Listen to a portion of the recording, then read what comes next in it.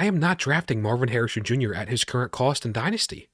We're talking a startup value of 9th on Keep Trade Cut, 15th on Flock.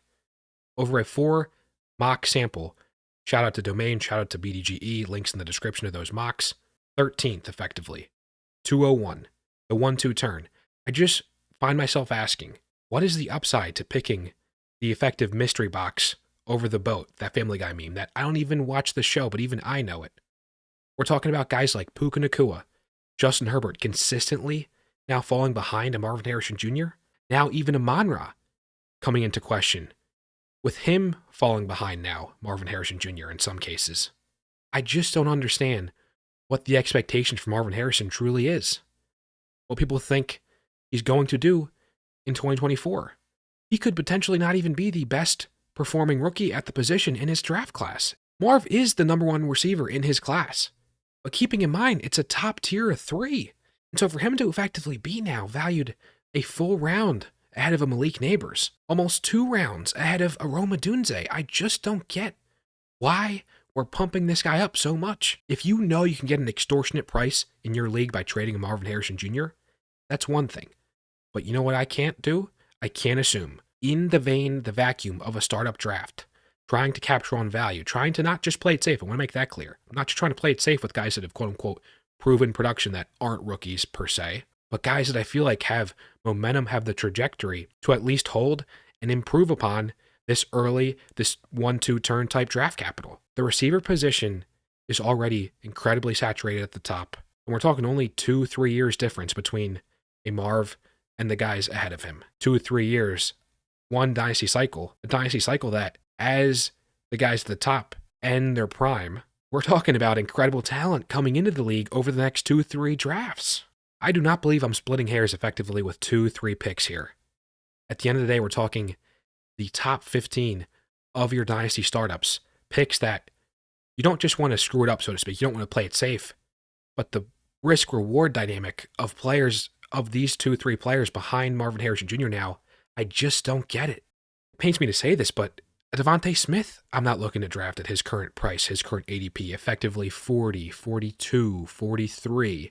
We're talking about the 404 to 407. And in that meaningful 4th, I'm looking to still bet on upside with Devontae Smith. To me, this recent fringe top 20 year, barely, 19, 20th, 22 though in points per game, that is the more realistic, reasonable outcome for him. Not the 2 seasons ago top 10 season. That is not what I'm looking to draft over an opportunity to get more meaningful upsides in, of course, Superflex formats. A JJ McCarthy at tight end to be a difference makers, a Brock Bowers, a Dalton Kincaid. I'm just not looking to play it safe with a Devontae Smith when the receiver position, effectively, especially in that wide receiver 2 range from production.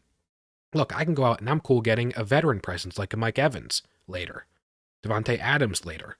I'm just not looking to pay for a Devontae Smith at this current price. I only see the potential to fall back a little bit. We know A.J. Brown's in there. We know Dallas Goedert's there at tight end, but really for me, it's now Saquon Barkley, the addition, and of course Jalen Hurts, so them as a rushing attack, but Saquon now especially to potentially be a meaningful bailout, a dump-off type target, to eat away, to restrict at least Devontae Smith's potential to resuming back into that wide receiver 1 production range. So I'm not looking to bet on wide receiver 16 in this 4th round.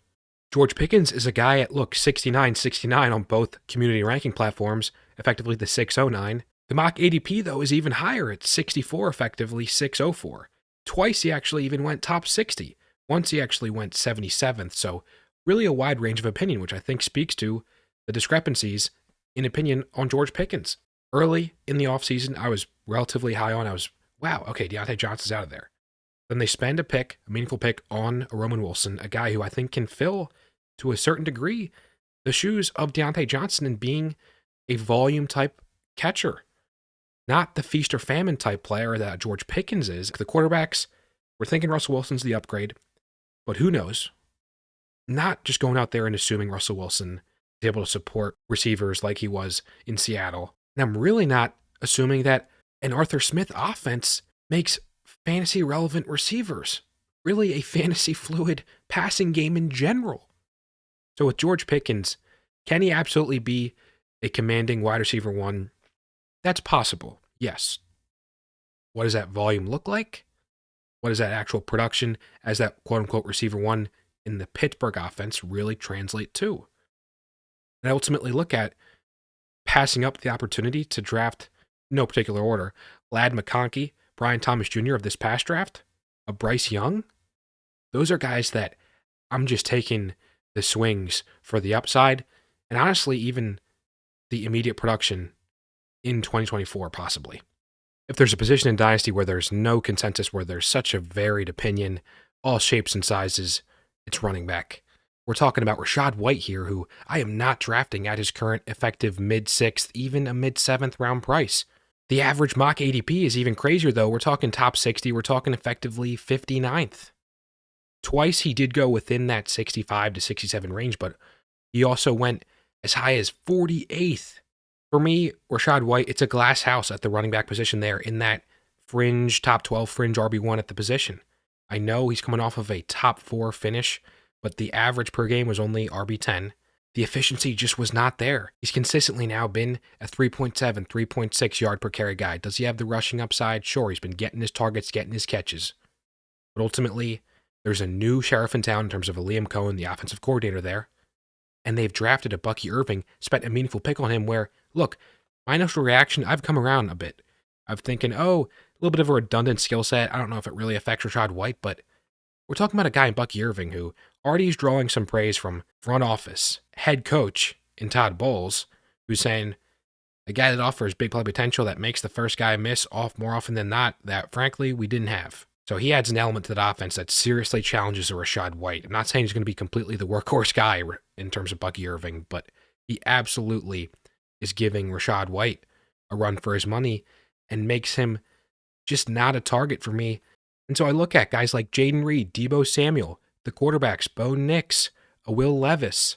I look at the aforementioned rookie receivers positioned in around George Pickens. And look, I would take George Pickens, add him to those rookie receivers, all guys ahead of a Rachaad White, just in terms of an asset class, the trajectory, even the floor ceiling combinations. I just simply prefer to a Rachaad White who is very much on edge in terms of losing the current value that he seemingly holds. Javonte Williams is another running back positioned 102, 117, depending on which site you look at. But in terms of the ADP, it's even higher. We're talking a top 198th effectively. Sean Payton does not have allegiance to a Javonte Williams. He has already made it clear high praise for a guy like Audric Estime, who I think really is a threat to the role of Javonte Williams, seemingly as a first, second down back. You've even got a Blake Watson, a priority UDFA out of Memphis, a guy that is another serious threat to Javonte Williams' path to being fantasy relevant. And so I look at him being positioned in this 8th, 9th round. Just do not take Javonte Williams at that cost. At his own position, Zamir White, Najee Harris, Alvin Kamara, all guys I would prefer over Javonte Williams in terms of the relevancy in 2024 and possibly even beyond. At receiver, guys like Christian Watson and Adonai Mitchell and Amari Cooper, all different types of assets that have varying degrees of floor ceiling combinations that I just view being more fantasy favorable to your dynasty teams, more sensible picks to make in your startup drafts. Do you guys agree with these do not drafts at their current costs in dynasty? Let me know in the comments. I will be coming back very shortly with, well, a way too early 2025 first round rookie mock. I know it's degenerate, but why not start preparing, start being aware, bracing for impact, and just getting ahead of the curve? Have a great one, guys. I will see you in the next one.